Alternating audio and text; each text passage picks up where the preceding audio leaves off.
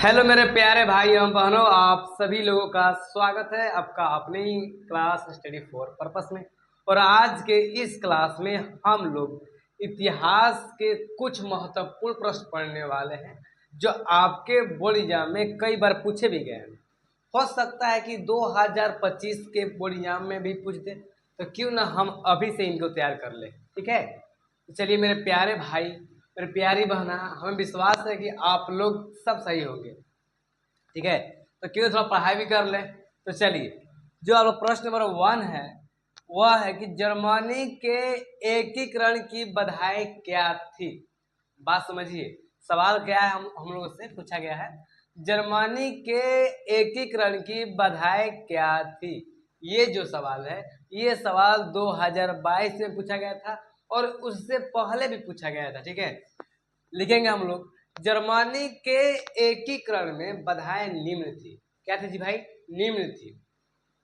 जब भी सवाल आपके बोर्ड एग्जाम में दे तो आप लोग पहले सवाल को लिखकर थोड़ा चेंज कर देना है, ताकि जो व्यक्ति आपको कॉपी चेक करें उनको लगे नहीं, यह जो लड़का है यह अपने मन से लिखा है और उसी टॉपिक पे लिखा है।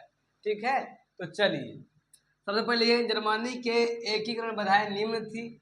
पहला क्या थी जी? तो लगभग 300 छोटे बड़े राज्यों में विभाजित हो गया था जी। पहला, लगभग 300 छोटे बड़े राज्यों में विभाजित थे। दूसरा, इन राज्यों में व्याप्त राजनीतिक, सामाजिक एवं आर्थिक विषमताएं भी मौजूद थी। ठीक है, और तीसरा जो है वह है, इनमें न राष्ट्रवाद की भावना का अभाव था। और चौथा, ऑस्ट्रिया का हस्तक्षेप। और पांचवा जो है, मेटरनिक की प्रतिक्रियावादी निधि। समझे? नहीं समझे भैया? देखिए, जर्मनी के एकीकरण बधाई क्या थी? तो जर्मनी के एकीकरण में बधाई निम्न थी। तो पहला क्या था जी? तो पहला ना, लगभग 300 छोटे बड़े बड़े राज्यों में विभाजित हो गए थे जी। दूसरा, इन राज्यों में ना सामाजिक, आर्थिक, ठीक है, एवं धार्मिक सुधार विषमताएं भी मौजूद थी। ठीक है, धर्म के लोग खिलाफ भी थे। तीसरा, राष्ट्रवाद की भावना का अभाव था। और चौथा, ऑस्ट्रिया का हस्तक्षेप। और पांचवा, मेटरनिक की प्रतिक्रियावादी निधि। तो आप लोग इतना लिख देते हैं ना, आपके बोर्ड एग्जाम में 2 नंबर मिल जाएंगे। ठीक है, तो चलिए चलते हैं अगले प्रश्न में मेरे प्यारे भाई।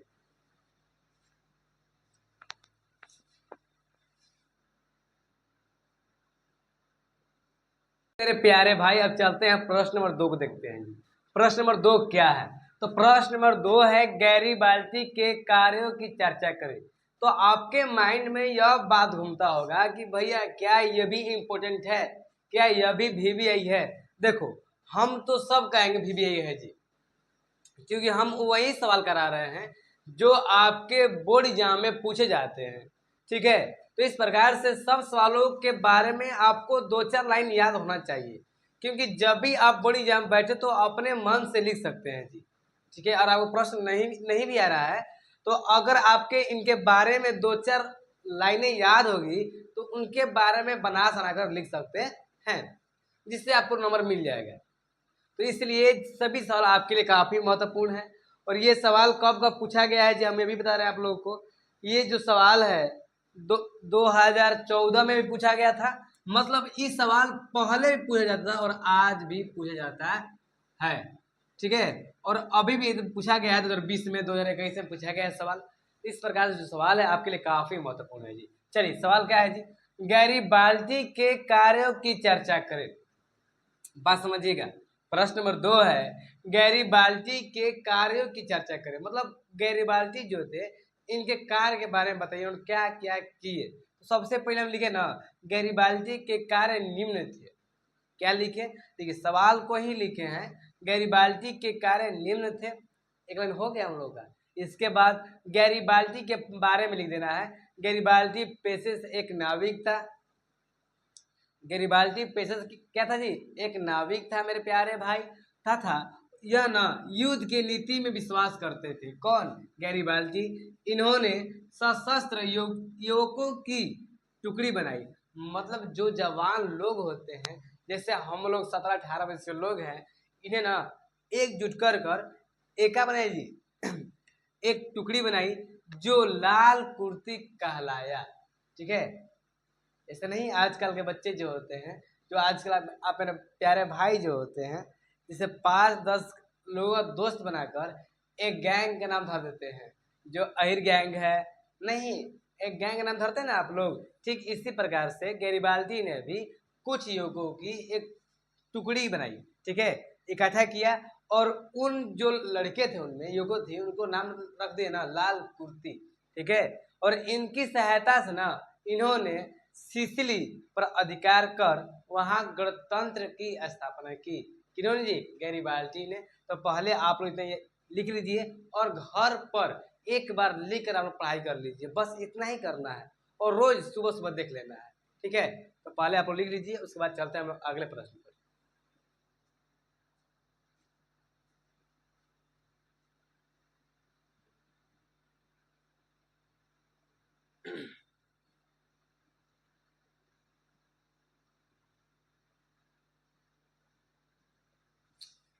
तो चलिए मेरे मेरे प्यारे भाई, अब देखते हैं प्रश्न नंबर 3 में हमसे क्या बात कर रहे हैं। देखिए आप लोग सबसे पहले ये देख रहे हो इतना लंबा है, लंबा कुछ नहीं है जी, बस आप लोगों को ध्यान से समझना है मेरे प्यारे भाई, बस ध्यान से। मेरी प्यारी बहना बस ध्यान से आप लोग देखिए। सवाल है, खूनी रविवार क्या है? यह सवाल 2020 में पूछा गया था, 2022 में भी पूछा गया था, हो सकता है कि 2025 में भी पूछ सके, इसलिए आप थोड़ा सा इनके कहानी के बारे में जान लीजिए। ठीक है, चलिए मेरे प्यारे भाई, सवाल है खूनी रविवार क्या है? तो हम लोग को इसी वाक्य में आंसर भी देना है, इसी वाक्य में हम लोग का उत्तर भी देना है। हम लिखेंगे खूनी रविवार एक घटना है। ठीक है, क्या लिखेंगे? खूनी रविवार एक घटना है। इसके बाद आप लोग कहानी को समझिए, कहानी क्या था हम लोग का। देखिए, रूस में जार से लोग तंग आ गए थे। जार मतलब होता है वहां के शासक, वहां के राजा।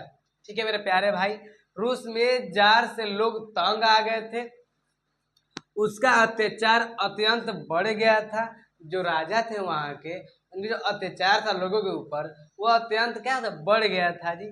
इसलिए 22 जनवरी, और पुराने कैलेंडर से बात किया जाए तो पुराने कैलेंडर से 9 जनवरी 1905 ईस्वी को मजदूर अपने परिवार के साथ, मजदूर थे, मजदूर जो व्यक्ति थे वह अपने परिवार के साथ शांतिपूर्ण, शांति के लिए जुलूस में जार से मिलने और उसे एक प्रार्थना पत्र देने के लिए पीटर्सबर्ग स्थित महल की ओर जा रहे थे। बात समझिएगा, कहानी यहाँ पर है, रूस में जो राजा थे, ठीक है, राजा से जो लोग थे, जिस समय नहीं होता है जानता लोग होते, जैसे हम लोग हैं, अभी प्रधानमंत्री नरेंद्र मोदी है, बात समझे, उनके तरह हम हैं, और जो मोदी जी हैं और हमारे ऊपर अत्याचार करेंगे तो हम लोग जुलूस निकालते हैं ना। ठीक इसी प्रकार से रूस में जार से लोग तंग आ गए थे। ठीक है, उसका अत्याचार अत्यंत बढ़ गया था, इसलिए 22 जनवरी और पुराने कैलेंडर से 9 जनवरी 1905 ईस्वी को मजदूर अपने परिवार के साथ शांतिपूर्ण जुलूस में जार से मिलने और उसे एक प्रार्थना पत्र देने के लिए पीटर्सबर्ग में स्थित महल की ओर जा रहे थे। तो उसी समय सैनिकों ने गोली चलानी शुरू कर दी। क्या जो उनके सैनिक थे उन्होंने गोली चलानी शुरू कर दी, तो जिसके कारण ना 1000 से अधिक लोग मारे गए थे। ठीक है, 1000 से अधिक लोग मारे गए थे। क्योंकि यह घटना रविवार दिन हुई थी, इसीलिए यह खूनी रविवार के नाम से जाना जाता है मेरे प्यारे भाई। तो हमें विश्वास है कि जब आप लिख लेंगे और अपने आप से पढ़िएगा और अपने आप को समझाइएगा, आपको समझ में आ जाएगा। तो चलिए मेरे प्यारे भाई इतना लिख लीजिए, उसके बाद चलते हैं हम अगले प्रश्न पर। ठीक है, चलिए लिखिए। तो बस कहानी के अनुसार समझना है मेरे प्यारे भाई।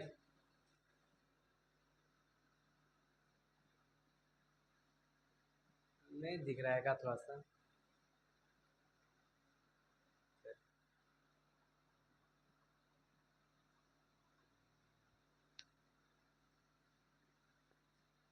तो चलिए मेरे प्यारे भाई, अब देखते हैं हम लोग प्रश्न नंबर 4 को। जो प्रश्न नंबर 4 है ना, यह आपके लिए काफी महत्वपूर्ण है। यह आपके लिए रामबाण होने वाला है मेरे प्यारे भाई।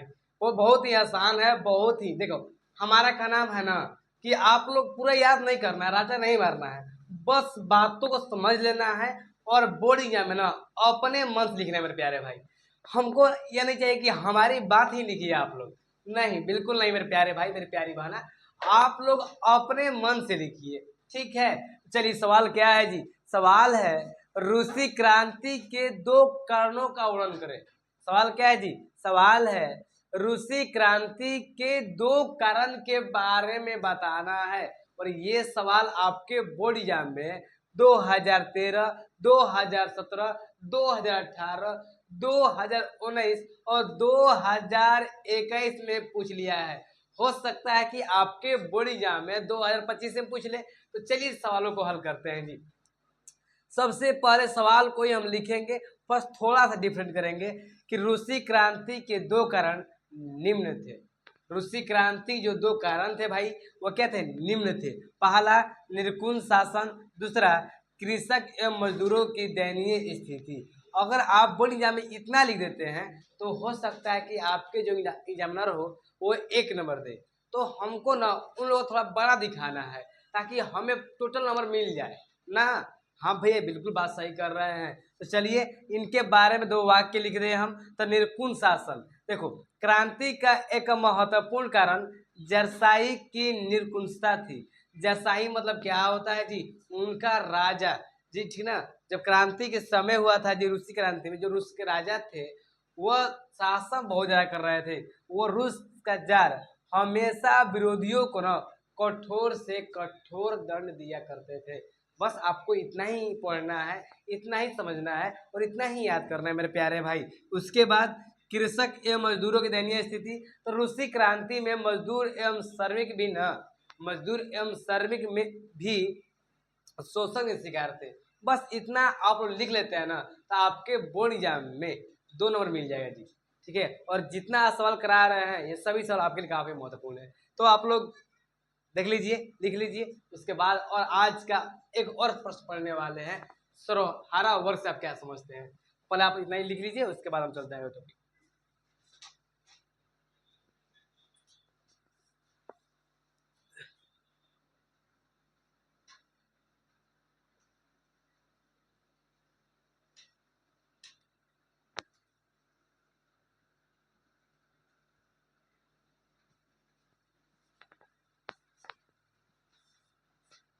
तो चलिए मेरे प्यारे भाई, हमें विश्वास है कि आप लोग उतार लिए होंगे, ठीक है।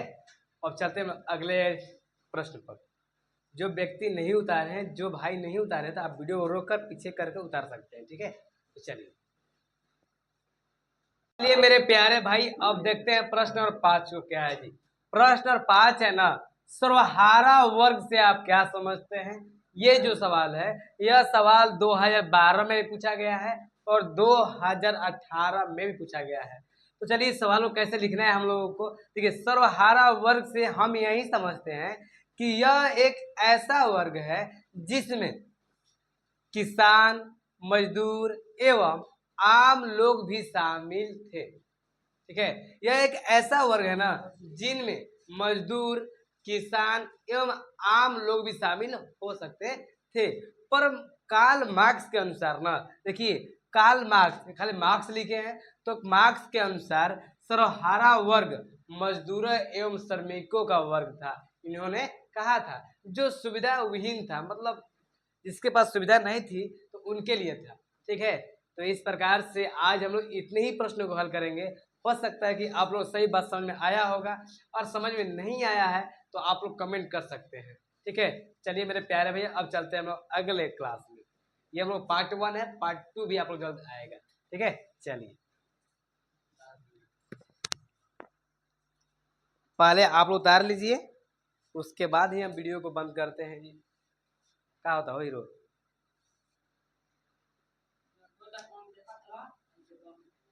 तो चलिए मेरे प्यारे भाई, चलिए मिलते हैं अगले दिन।